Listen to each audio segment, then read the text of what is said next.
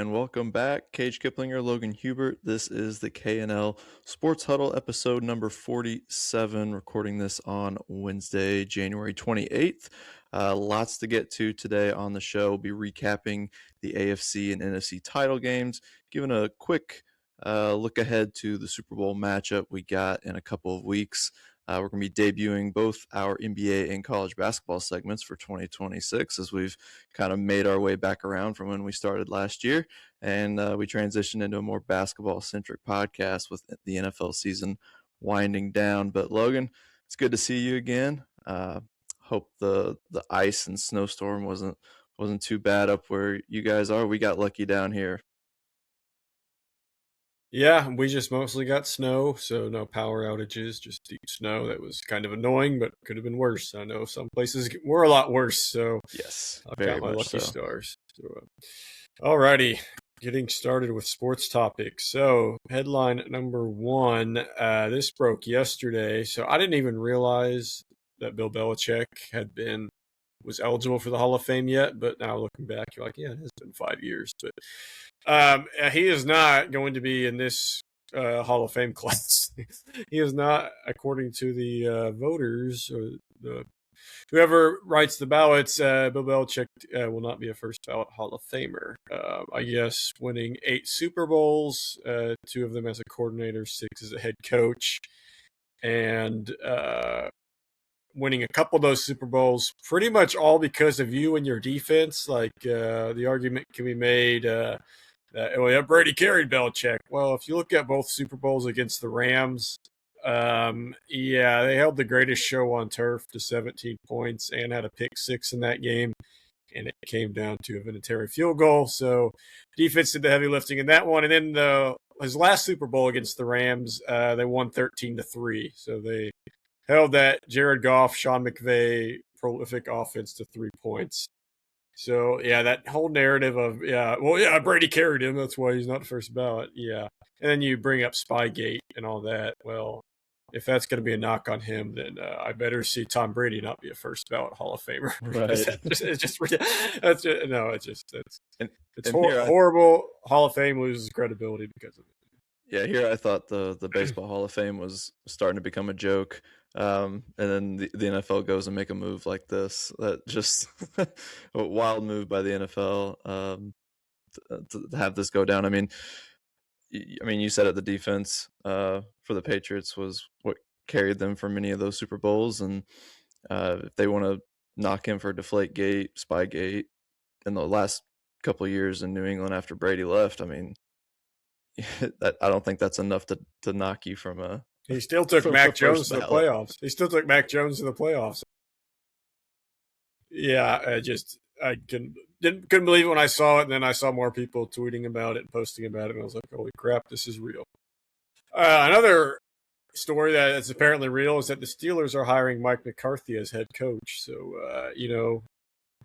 pretty bold move going from Mike Tomlin to Mike McCarthy. Just a huge change in leadership, and definitely is not going to lead to more mediocrity or being just over the hump, because that's definitely what Mike McCarthy's not been since he won the Super Bowl way back in 2011. So, I mean, it is a Steelers move. I thought they would go younger just because of their history of only having 3 coaches in the last ever so long. So I thought, okay, they might go younger here so they can have another coach for a while. Because, I mean, McCarthy's not a spring chicken. He's pretty old. No. So, yeah, I wasn't a huge fan of this hire, but thinking about how much they value consistency, it doesn't surprise me.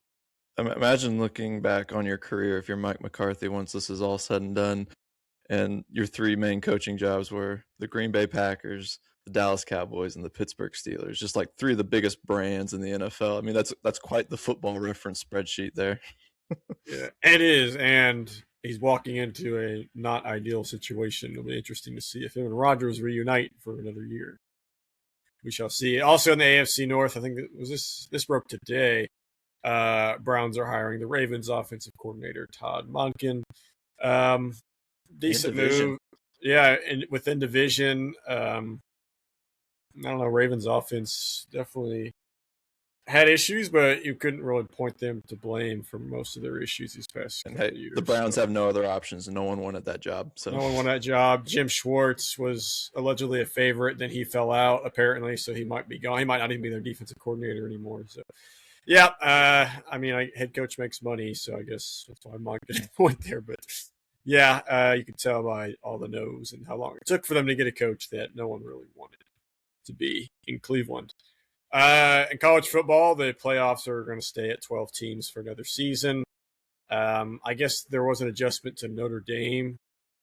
Was there? I think I saw something where if they're in the top 12, they're like an automatic bid.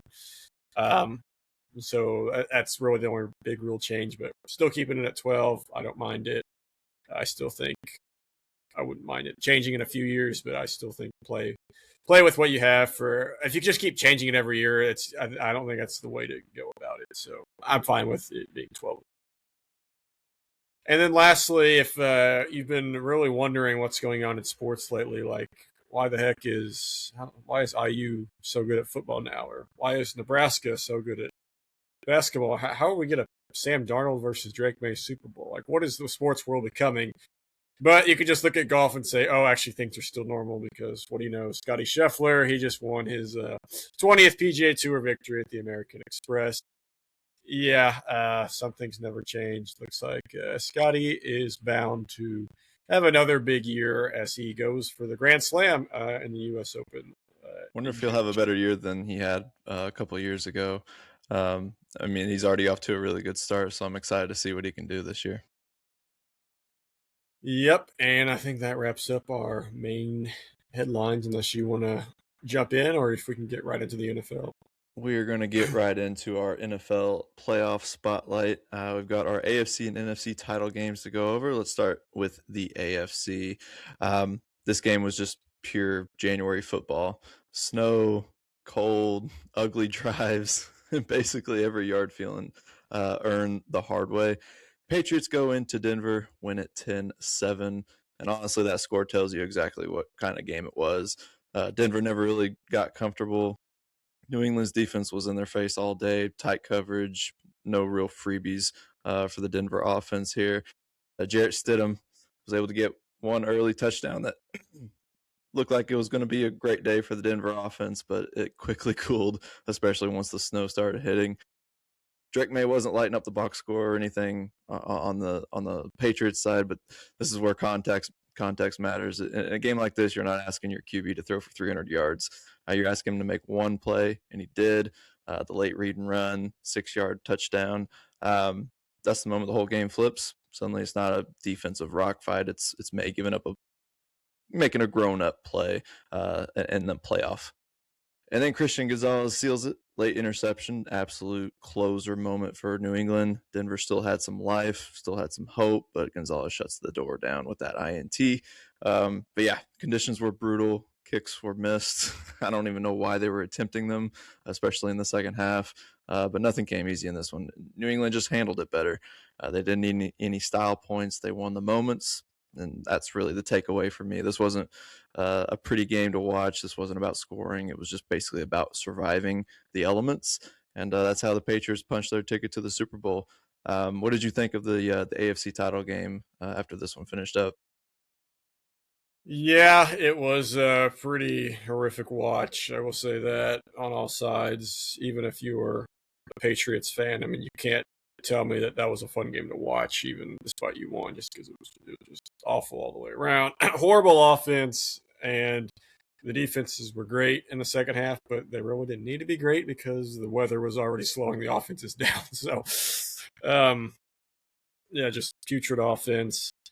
Um, yeah, Drake May, 10 for 21, 86 yards, a 58 passer rating. Not a good game from him at all. He was good on the ground. I will give him that. He had 10 carries for 65 yards. He also took 5 sacks. And yes, the weather excuse will be used for the second half, but that first half, he was pretty awful in the first half too. And it was pretty good conditions, I'll be honest. And the only touchdown he had was thanks to a horrible Jarrett Stidham fumble, that was a bizarre play. that set up the Patriots at the 12-yard line, and then they were able to score on a 12-yard drive. So that was their only touchdown, and then their field goal that they kicked arguably shouldn't have happened because they went for it on fourth and short. And I thought he got it in real time. I thought it was a weird fourth down sneak because he didn't move at all, like he was stuffed, but all he had to do was fall forward and get it. And I thought he got it, and then they showed the overhead view, and it looked like he was clearly short. I was fine with them giving it to them until I saw that. I was like, what are we doing here? I think he's pretty short. So yeah, and that would have called. They would have never got that field goal, and who knows? It could have been 7-. They could still be playing. It could still be 7-7 as we speak. But yeah, just an awful game to watch.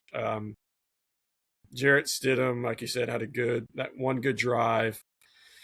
And then there's been a lot of talk about how he also had another good drive, and they got the fourth and short, and Sean Payton decided to go for it, and they did not get it.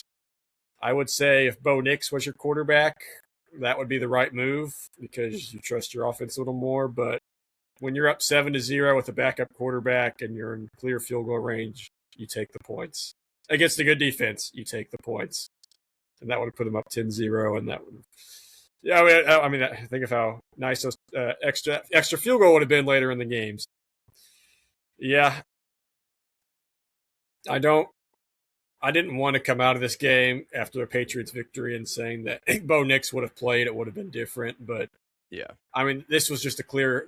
I mean, it couldn't have been any clearer that if Bo Nix would have played, that would have been different. Because I mean, the final score was 10-7. Their offense only scored. Their defense played phenomenal. Only gave up 10 points, and really the only touchdown they gave up was on a 12-yard drive. So yeah, their defense did the job, and the offense could only muster 7 points. I'm sure Bo Nix wouldn't have had his best game ever because bad conditions, Patriots, but he would have put up more than 7 points. So just a shame for the Broncos, but congrats to New England. They benefit once again from a injury or a easy schedule or whatever you want to say. Yeah, the elements kind of helped them. Also, they were going up against a backup quarterback, so it just things lined up for them pretty well for this matchup. But let's get to our NFC Championship game, and this one was a lot better. This was the complete opposite of what we had just seen in the AFC title game. This was high-flying offense for all 4 quarters. Seattle wins 31-27 over the Los Angeles Rams. It felt like one of those games where every possession mattered. Sam Darnold was huge in this one, and not in like a flashy way. He was clean. He was calm, no turnovers. In a shootout, that's everything. He kept the offense on schedule, made the throws when they needed them, didn't give the Rams anything free. Matt Stafford on the other side played like Matt Stafford, over 300 yards, multiple touchdowns. He was just slinging it like he always does. But Puka Nacua was unreal again, over 165 yards. And it felt like every time the Rams needed a spark, Stafford found him. The difference was Seattle's weapons showing up in big spots. Jackson Smith-Njigba was carving up people with his routes. Jake Bobo pops up with a massive touchdown, and Seattle just kept answering. Every time LA made a push, Seahawks had a response ready. This wasn't about one team dominating. This was about late execution, and Seattle was just a little cleaner, a little more precise, and that's what gets them through. A theme with the Sean McVay teams, the Kyle Shanahan teams, is that they're these offensive whiz. They've had good defenses on their teams in recent years, but the one thing that they do not care about, and they've been outspoken about not caring about this aspect of the game, is special teams. And it hurt them big time in this one with that muff. Yeah, phenomenal game. Darnold and Stafford basically put up the same stats. Darnold was 25 for 36, 346 yards and 3 touchdowns, a 127.8 passer rating. And Stafford had a 127.6 passer rating, throwing for 374 yards and 3 touchdowns. So, yeah, both QBs played phenomenally. Like you said, Nacua, 165 receiving yards. Jackson Smith-Njigba had 153 receiving yards. I mean, yeah, this game is just everything you wanted. I mean, offenses were great, but both defenses at times stepped up when they needed to. Yeah, this is almost like that perfect score, like right around 30, just enough defense to show that they've impacted the game, but plenty of offense to keep it exciting. Yeah. And it's easy to say that the mistakes hurt the Rams, but I think they canceled each other out. So speaking of Xavier Smith, if you recall, he fumbled it earlier in the game. It was typical, like, call for fair catch and then drop, like, you hold it like this, it just falls out of your hands. That happens. Every punt returner experiences that every now and then. He fell on top of it. But that should have been a red flag, because the next one you could tell he was going to fumble it before it even got to him, because he was stumbling. I don't know why. I don't know if he thinks it's a rule that the returner has to catch it or what. I don't know why he just didn't get the heck out of there. Right. But that was a horrible attempt to catch the punt. And it came off a big stop. The Rams had a great defensive possession right there. They shut out Seattle, got them to a 4th and long. So Seattle had to punt, and then that happened. And then, next play, or the play after that, Darnold found Bobo in the back of the end zone. But the Seahawks made a mistake that I think canceled that one out, because the Seahawks defense made an amazing stop, held the Rams to a 4th and long. And then after Reek Woolen made a great play on the ball, he started running down the Rams sideline and was taunting, you could say. And I saw a lot of people complaining about this call. They said, it's the playoffs, you got to let that slide. And I'm like, sure, but the ref told him to stop. You could see the ref told him to stop, and he just kept doing it. He just kept running down the sideline. That's textbook. That's textbook taunting. I don't know. The ref did all he could to not call it, and then he just wouldn't stop chirping at the sideline. His whole team had already run back to their sideline, and he was just standing there. So taunting, automatic first down for the Rams. Very next play, Stafford threw a bomb to Puka Nacua for a touchdown. And so I think those two mistakes cancel each other out, because they both led to touchdowns that shouldn't have happened from the defense's point of view. But I'm going to speak great of Seattle's defense, because the Rams had a chance to take the lead. They drove down the field, down 4. It was a 27-31 score. And it was 3rd and 4th and goal, and the Seahawks Stafford had nowhere to throw it. Like, the Seahawks just shut down both passing plays. You can't really say Stafford missed anybody, because there was really nobody open. Just great defense by the Seahawks there. So this game was in a different stratosphere from the AFC Championship game, and I think it's pretty clear that these were the two best teams in the NFL, and part 3 of their matchup didn't disappoint for sure.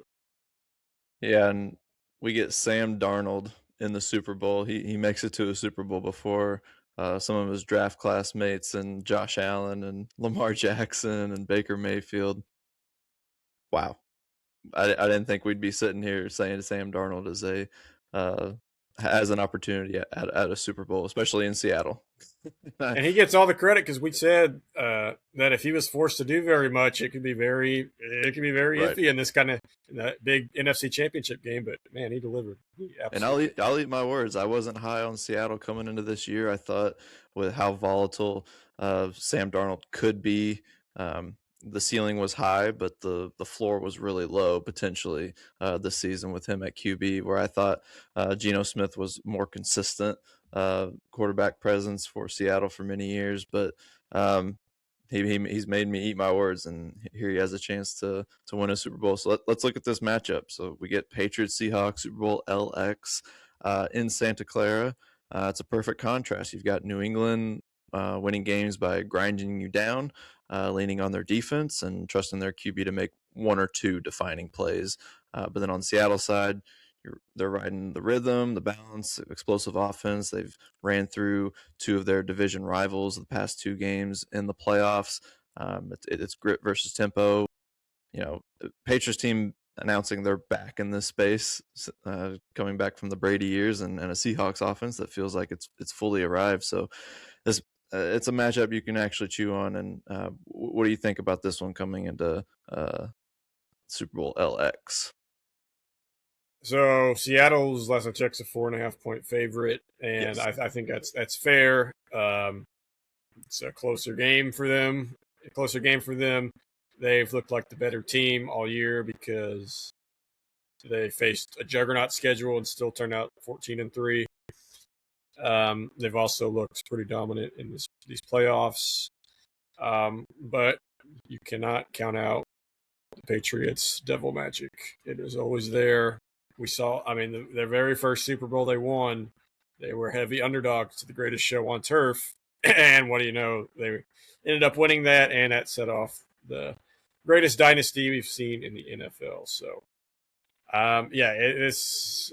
I'm glad we're not making picks now because there's definitely a lot to think. There's definitely a lot to think about here. But yeah, it was just a matchup this is a Super Bowl matchup at the beginning of the year where you just generated a random AFC and NFC team and said this will be the Super Bowl, and then these two teams come up. Sure, it's a rematch of a Super Bowl from 10 or 11 years ago, but no one expected these teams to be here again, given their roster status at the beginning of the years. Yeah, kind of feel bad for Russell Wilson because I'm sure that Malcolm Butler interception will be played a lot over this next week and a half as a reminder of that game. They just never should have called that play. You got two defensive coaches. I think it's a really good coaching matchup. You've got the steady Mike Macdonald for Seattle, who's done a really good job with that team and that franchise, and glad that he's gotten an opportunity to get to this point and have an opportunity at a Super Bowl. And then you got Mike Vrabel, first season with the Patriots after so many years playing for them. Definitely the rah-rah type defensive, locker room guy. What do you think about the matchup coaching wise? Yeah, intriguing for sure. Vrabel got close with the Titans, but now going to a winning organization, he made it finally. But yeah, McDonald's been. I even think all year he's been kind of underrated. I feel like the Seahawks just kind of just flew under the radar, just kind of all really year. Did. But they were dominant the whole time. It was just. And really, their only losses were super close matchups to the Niners at the beginning of the year. The Buccaneers. Remember that when the Buccaneers were still good, they had a great duel up in Seattle, Yeah. and then the close loss to the Rams. So that just goes to their coaching staff and how well of a job McDonald's done in the second year. But a Vrabel team will always be tough. They'll always be a tough out, and it really is amazing. Yeah, I saw someone say this, and I thought about it. I was like, yeah, it's true. How the Titans ended the previous Patriots dynasty because they took out Tom Brady in that playoff game with the pick six, and then they arguably started it back up again by firing Vrabel and then him going to the Patriots. So hey, now we got Saleh head coach. They just brought on Brian Dable as offensive coordinator. Well, it's looking good here in Nashville. I'm sure they'll do a great they'll do a great job in their next position, leading whatever team that is to the playoffs. It won't be Tennessee, will it? Just looking at this game, and we'll end it here, but it seems like quite the uphill battle for New England. Even though you're just looking at the line, it's only 4.5, but it's like you said, Seattle's been the most dominant team in the league all year. What is it that the Patriots have to do? Like, what's the scenario that goes down where the Patriots win this game? Sam Darnold starts seeing ghosts again, which I'm not ruling out because I'm pretty sure that was against the Patriots where he was seeing ghosts on that Monday night game. So that could easily happen again. If the Patriots defense is truly legitimate, and they've been great this whole postseason, but who have they played? They played Herbert, a known playoff choker with no offensive line. CJ Stroud with down his 2 tackles and down his top 2 weapons, and Jarrett Stidham recently. So they did what they were supposed to against those 3 guys. I'm not taking anything away from that, but this will be their biggest test for sure, barring someone gets injured in the next 2 weeks, which definitely could happen. But if they are legitimate, then they have a real shot. As for the Patriots offense, they gotta get more production. I mean, they've played 3 really good defenses in the playoffs, and they've underperformed. I mean, it's really been their defense that's carried them these 3 playoff games, and they've underperformed against 3 good defenses, and now they're playing. Could be the best. Them in Houston, I think, were the top 2 this year. I'm talking about Seattle, so they'll definitely need to show more of offensive production, but they will have 2 weeks to prepare. So we'll see if that bodes well for them. Does anybody have it better than Boston fans? I mean, I swear, like the Celtics, the Patriots Oh, run, and then the like Red even what, Sox. I mean, they've had like 4 World Series championships and since like, the well, turn of the century. when one team struggles, like the Patriots had, they get the Celtics winning the championship. Right, So right. So nope, nope. Well, we will hold off from doing our picks. We'll do that next week. Any thoughts on the Pro Bowl games this Sunday? I will be speaking about that later in this Perfect. podcast. Perfect. So, yeah, We'll save it for the end. All right. Well, let's move on to our next segment called the Hardwood. This is our NBA segment. Thought we'd just wet our whistles here, get us into the basketball world slowly and more broadly, and we're going to do some MVP talk here. So we're halfway through the season, a little over halfway. The MVP race is shaping up. One of the better ones in recent memory, I think. Right now, the names at the top aren't a surprise, but the order and who's got the narrative edge definitely are. The MVP ladder is bouncing between the usual suspects: Nikola Jokic, Shai Gilgeous-Alexander, pretty much locked up the top 2 spots.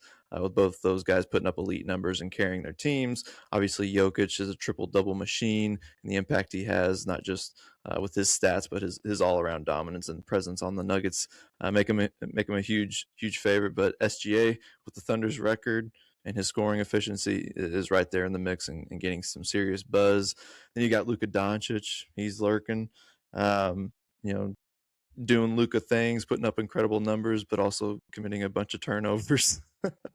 And we got a few others in the mix, like Wemby, Jalen Brunson. They're making noise, but it feels like the main fight is between these top 2. A mix of stats, team success obviously plays a factor in this every year, and kind of just the storyline of it.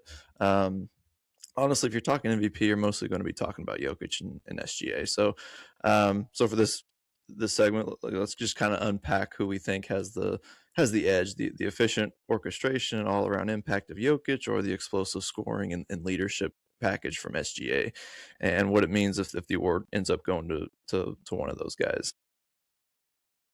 Jokic is going to have to return from injury fairly soon if he's going to want to beat SGA, who I think he was definitely ahead of SGA up until his injury. But Is he at risk of the 65 game? I would say he's getting close. I'm not 100% sure there, but yeah, I get that rule. Like, I really do. But there's just no way to.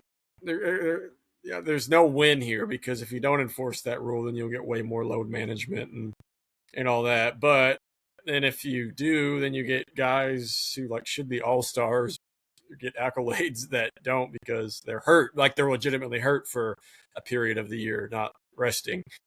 So yeah, but I would say SGA. I mean, I think last year he's been more dominant. I haven't really studied the numbers too much. I just think it's been a super boring regular season, more than usual. It's been I a don't weird one. Definitely like. been a weird one. It's been a weird one. Without, I think Jokic going down definitely hurt it, because he was putting up otherworldly numbers. But SGA's just kind of done his business, and it's probably going to win MVP. But it doesn't seem like anyone's really been hyping him up at all for it, even though he's a Finals MVP and just won the title and won the MVP last year. So it's just, it's weird. I mean, Luka's had a pretty good year, but I don't think he really has a chance between these 2 guys. I think it's SGA's to lose, unless Jokic makes a miracle comeback here in the middle of the year. Right, and that's kind of the discussion. If you try to argue Luka, it's what are the Lakers doing right now? I mean, they're not going to be the kind of contender, I don't think, the way that Yeah, they're Denver fifth and in the Oklahoma West. They're City would be. definitely they're better than they were last year, definitely. But they're missing Austin Reeves right now. But yeah, I've because the Nuggets and the Thunder are just up there in the standings. So yeah, I don't think Luka really has much of a legitimate shot here. Yeah, Jokic, he's got 29, 12 and 11. That's his stat line at the current moment for this season. That's incredible stuff. I mean, especially for a center, putting up that many assists. That's better than like Bill Walton, who was like kind of the Yeah, guy you think of whenever you think of like a passing big. And I think when we talk about like the fact that this has been kind of a weird season and there hasn't been much hype on the stars, and I think it kind of goes back to the conversation of who wants to be the face of the league. And I think until Wemby is like fully in as the face of the league, it is going to feel a little weird.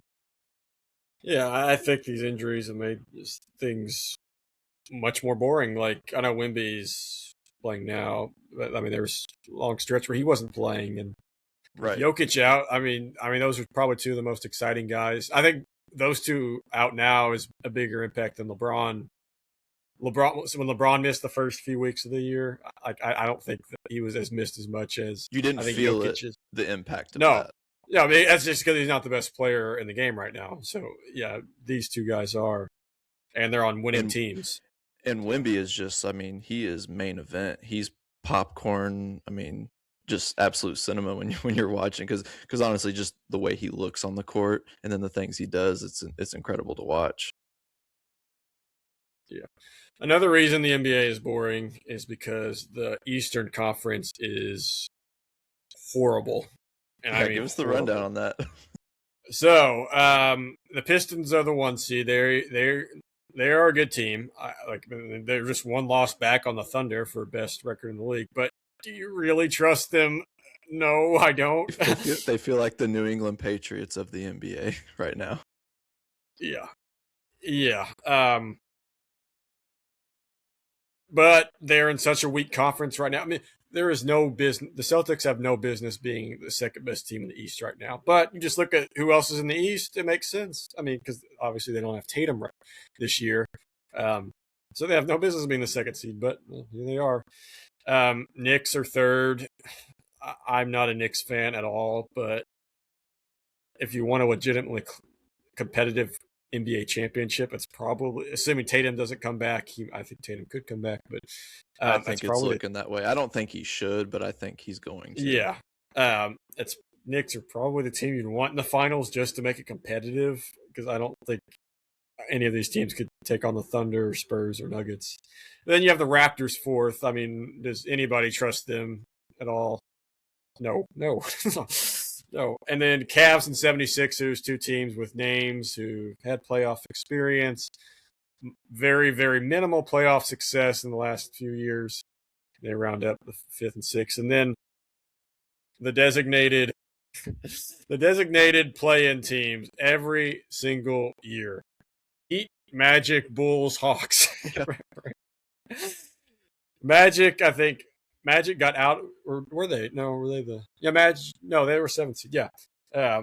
It's these four teams every single year that are that are in the play-in. I'm It's disappointed. Magic should be getting up to like a top 3 seed in the East. yeah. That They're. that I thought they're going to be a lot better this year. Yeah, it's disappointing. But what was one team I did not name that is kind of revealing and shocking that I did not name them? I'm not. Don't say the defending champions because they in obviously the had a East or the split West. in the East. The defending Eastern Conference champion Pacers obviously had a bunch of injuries, and they're clearly tanking for DeBonsa or Boozer right now, which I am all for. So not talking about them. Who should be in the top eight or top 10? I did not mention. Did you mention Cleveland? Yep, the Cleveland's a fifth seed. They're underperforming, but they're still there. Bucks. I The don't know. Milwaukee Bucks. What has happened to them? They are the 12th seed with Giannis Antetokounmpo There's a lot. playing, There's a lot of drama there, I think. and it's not like he's been hurt for a majority of the year. He's played most of the games. Yeah, it's been reported today on Wednesday the 28th that he is now open to a trade, and the Bucks are tinkering with that idea as well. Yeah, when you're 12th in the East and I think you're like 18-25. I don't think it's going to get much better because I don't think they're in very good financial shape either. So it might be time for both parties to just move on here. Yeah, it's been a downward slide ever since the NBA Finals win. And I know the whole, the Damian Lillard move, him being on the Bucks, it didn't really work out for them, but they had injuries. I'm just wondering if they should have just tried to hold on to him, at least have Giannis paired up with another star, which I feel like he's just never had, even in the championship season. I mean, he had Drew Holiday, Chris Middleton, Brooke Holiday, Middleton. Lopez. I mean, yeah, lots of good role players. Yeah. No Yes. no Yes. no other superstar though. Yeah, no other superstar. So makes that finals run even more impressive looking back at it. But yeah, I mean, I don't trust any of those teams in the East at all to win. Yeah. To win the title. So I would say the Knicks are still the favorite because they have the most experience, unless Tatum comes back fully healthy. But I don't. Yeah, none of those teams are any real threat, in my opinion, to win. No, it's tough, and I don't even trust the Knicks. They've hit some skids lately in their schedule. They've played some tougher teams, but they haven't been able to come away with any wins against some good teams. And I wonder if Cat needs to be dealt because he's such a liability defensively, and if he doesn't put up numbers on the offense, if he has bad nights, then it's just they're done for on those games. And it's a tried and true, formula, or I guess not a tried and true one that you would want to steer away from, but building around a small guard. And I just don't know if Jalen Brunson being the guy can get it done for them.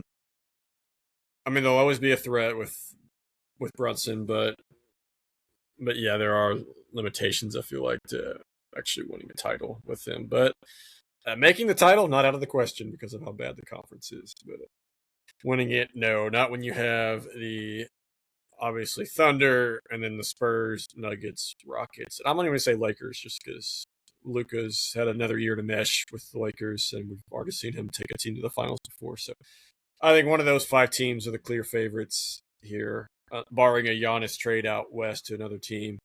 I think those are the clear favorites. Nuggets have really held their own well without Jokic.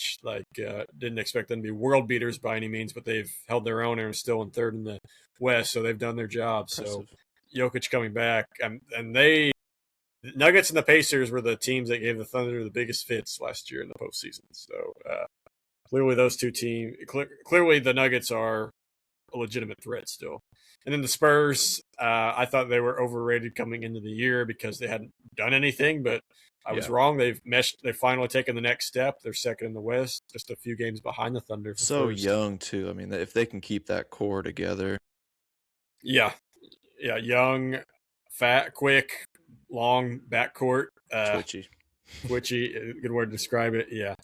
And then the Rockets. Yeah, I mean, I don't know. I mean, they'll actually. I don't think they can win it, but they will.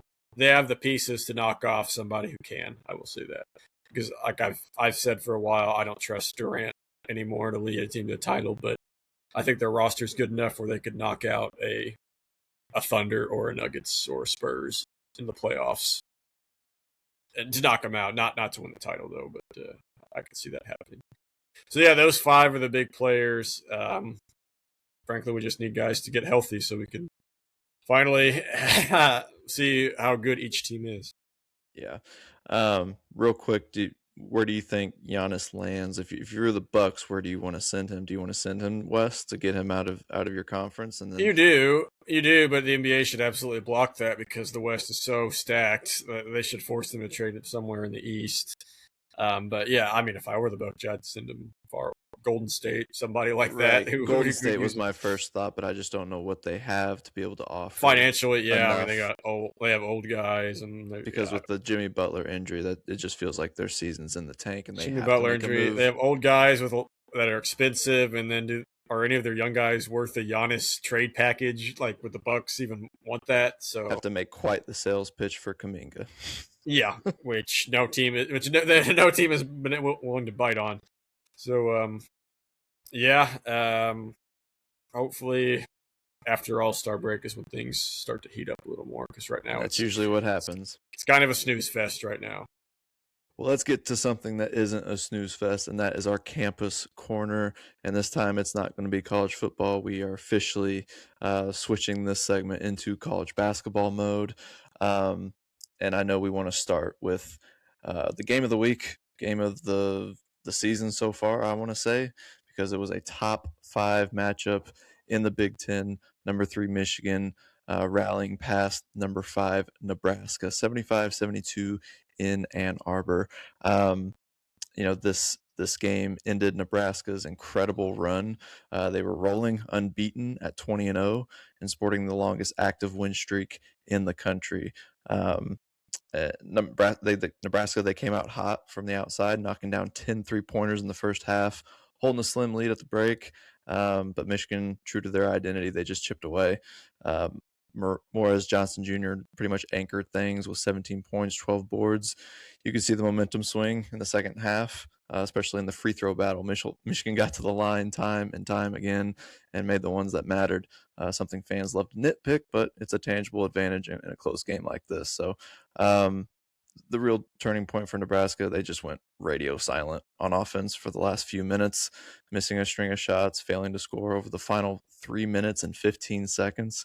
Then with about a minute left, Trey McKinney made the play that actually decided the game, a go-ahead layup with about a minute 7 on the clock that pushed Michigan ahead for good. Logan, this was an impressive game. I think I came out of this one actually more impressed by Nebraska because I wonder if they actually improved their stock in this loss. Give me your initial thoughts on this game. Yeah, this is the closest thing to a moral victory as you can have, because Nebraska was without 2 of their 3 most impactful offensive players. Rink Mask, their 3-point shooting big man, had the flu, so not unusual injury, and then Braden Frager, their spark off the bench, real athletic wing. Yeah, they're second and third leading scorers. Yeah, he missed the game as well. Yeah, they went to Michigan and took them right down to the wire. The foul thing, Nebraska probably could have. I mean, Michigan probably could have got called for a couple more fouls, but this is what I always said when Purdue with Edey always shot more free throws. Well, yeah, you're just bigger, and the other team's shooting threes. Like Nebraska's offense is shooting threes; they're not going to draw too many fouls. So, the free throw disparity doesn't really bother me too much. But yeah, these are clearly the best 2 teams in the Big Ten. Illinois just a hair behind. But anyone who thought Nebraska was fraudulent coming in, this team went into Illinois and won earlier in the year. So they were a legitimate 20-0 too, I believe. They beat Michigan State at home, and they had a big road win at Illinois. So, and they actually play Illinois again this Saturday, I think. Saturday or Sunday in Lincoln. Yeah, Nebraska's a legitimately good team. They could be the IU football of college basketball this year. But Michigan, don't take anything away from Michigan either. They're one of the dominant teams all year. And looking at the rest of the Big Ten, I think Illinois is right behind them with all their European dudes. It's a team you can never really trust in the tournament for some reason. They've had good teams these past several years, but come tournament time, they just kind of fall apart. Maybe this year's different. I don't know, but they had a big win Saturday. We'll talk a little bit more about that in just a second at Purdue. And then Michigan State. They went into overtime against a terrible Rutgers team last night. I saw that. But as I mentioned, the Nebraska-Michigan game was like the definition of a moral victory. The Michigan State-Rutgers game was the definition of a trap game. Because next on Michigan's schedule Friday, so not much rest, is Michigan. So this was to me, this was clearly an overlooking who you're playing next. So honestly, credit to Michigan State for coming back and winning that, because they did not deserve it, but at the end they made the plays, and Rutgers turned into Rutgers again. So yeah, it's those four, and then there's a big crumble, whatever you want to say, Yeah. cluster after that with like Purdue, UCLA, Indiana, Iowa, so Wisconsin, so Yeah, yeah. USC. Talk to me. You're a Purdue Yeah, guy. Give me a temperature check on your Boilermakers. They've hit a bit of a rough spot. yeah, it might just be that preseason #1 curse, because if you look back at previous teams, that's not been very good. But yeah, they look nothing like they did a few weeks ago, like last month. Um, Something's mentally off with them. They're not playing with much fire, which is kind of insane, especially considering last night at IU, where they had every reason to play on fire, because you're coming off Right. two tough losses, And you're two playing a games that rival. you had in your hand that you lost, and then you're going to your rival. I mean, yeah, they had every reason to play with their head on fire and motivation. They just looked asleep. Didn't look like they want to be there. So, yeah, something's off mentally with that team right now. I believe Painter can fix it, but when they're not making threes, like when they can't count on Fletcher Lawyer to make threes, and they're just relying on Braden Smith and Coffin Wren for your offense, that's not gonna be a very good recipe for success in the Big Ten, let alone a tournament. Yeah, so on the subject of the Big Ten, I think we'll just keep this whole segment Big Ten Central. Kind of just tier this conference. I mean, obviously at the top we're looking at Nebraska, Michigan, Michigan State, and probably Illinois, just because those are all one-loss conference teams.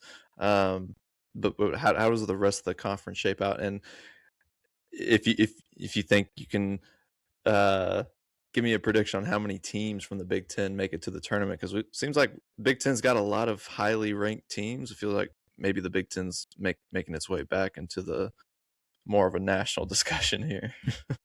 Yeah, those four you mentioned are locks. I would say Purdue's a lock because they have a couple easy games coming up, and they're already at 17 wins, so they'll make the tournament. So that's five. I like Iowa. I like UCLA. This is to make the tournament. Um, I think I like Wisconsin too, so that's 8. Indiana got a much needed win, but if you actually watch that game, Indiana in the second half really tried to give that game back to Purdue, and Purdue just wouldn't take it. So we don't bet college, but I would almost say the absolute lock of the week is IU is playing at UCLA on Friday or Saturday. I would take Yeah. UCLA all day, all day. Oh, that's the absolute lock of the week. But I still think Indiana can make the tournament because they're good at beating the bad teams, and if they can just pull off one more win against a good team, um, that should be enough to make the tournament. So does that make me 9? USC's right there. Chad Baker Mazzara is just finally now off his parents' health insurance, because I saw he just turned 26. So that's good for them.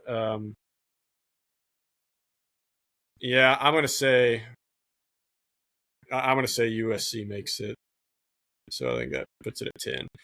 I don't know about your Buckeyes. Your Buckeyes I are was gonna. uh, We're you're 8th currently in the Big Ten. We're at 6-4 big conference record, 14-6 overall.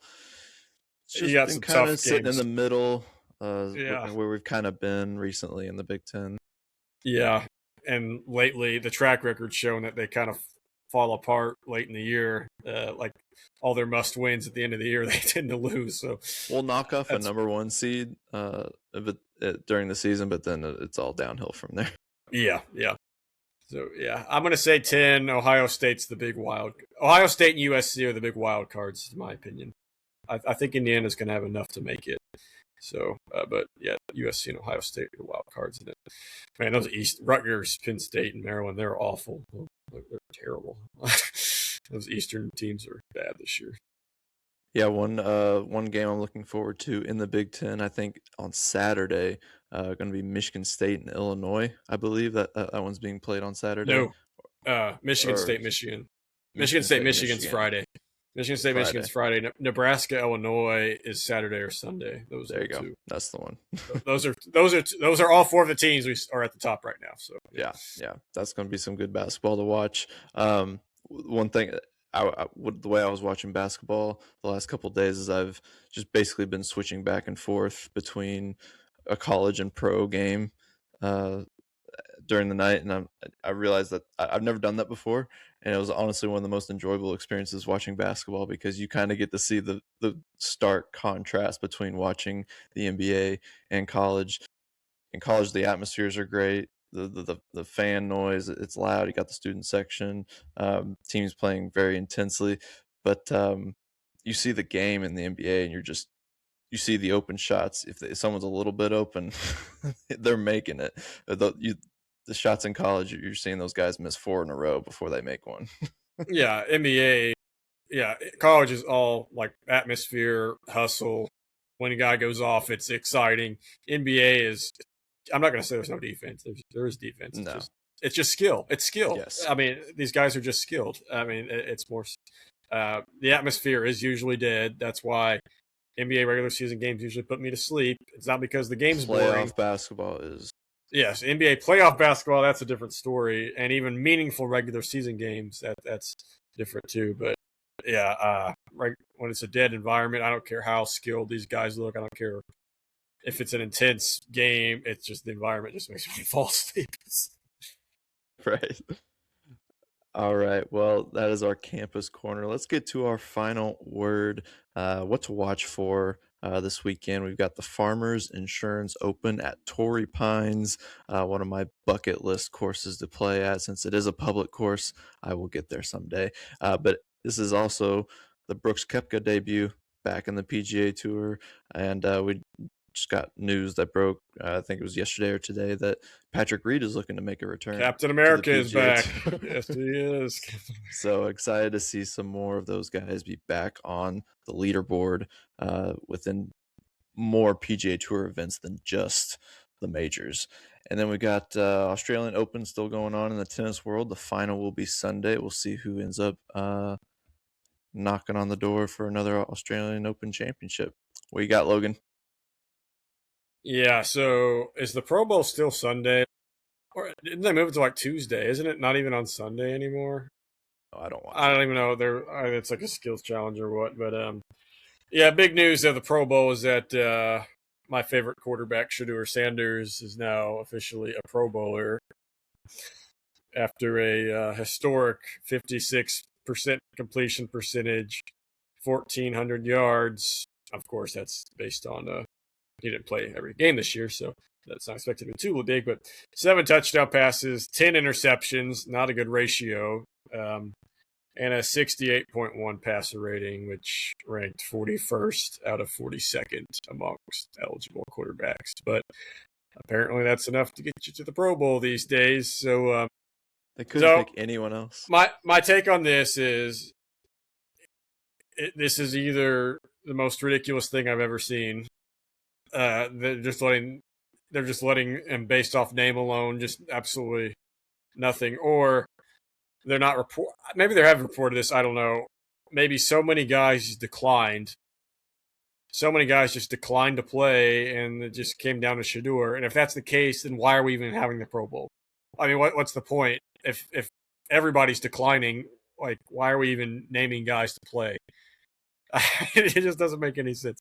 It's become a joke. It used to not be a joke. I mean, the game was never like the most serious thing in the world, but it was an honor to make the Pro Bowl, and they took it somewhat seriously. It was an accomplishment. It looked good on the resume. 10 years from now, when you see a Pro Bowl on someone's resume from this era, it's not going to hold as much weight. I think All Pro is going to be the one that decides if you were good or not, because Pro Bowl just doesn't. When you have guys who are 41st out of 42nd in passer rating make the Pro Bowl The Yeah, game's done. at this point, judging players on all-star selections, Pro Bowl selections across all the major American sports, I don't think should be a barometer to showing like how great you were as a player, because most of that stuff's fan voted anyway. And yeah, the Pro Bowl has become a joke. They're playing it in San Francisco. It's like, this is supposed to be in Hawaii. Like, bring it back to Hawaii, do the two teams. I don't care how bad it looks. I just want to see the great players throwing the ball around and making great plays. And used to they do it after. They do it after the Super Bowl, and like usually, not all the time, but usually guys from the Super Bowl would be in it, would play in it in Hawaii. It'd be like almost like a celebration that, hey, we just made it to the Super Bowl or won the Super Bowl. Let's go to Hawaii for a couple of days with some buddies and play football. And then I would be so on board if they moved it to after the Super Bowl, because no one really watches it. It's not a part of the season.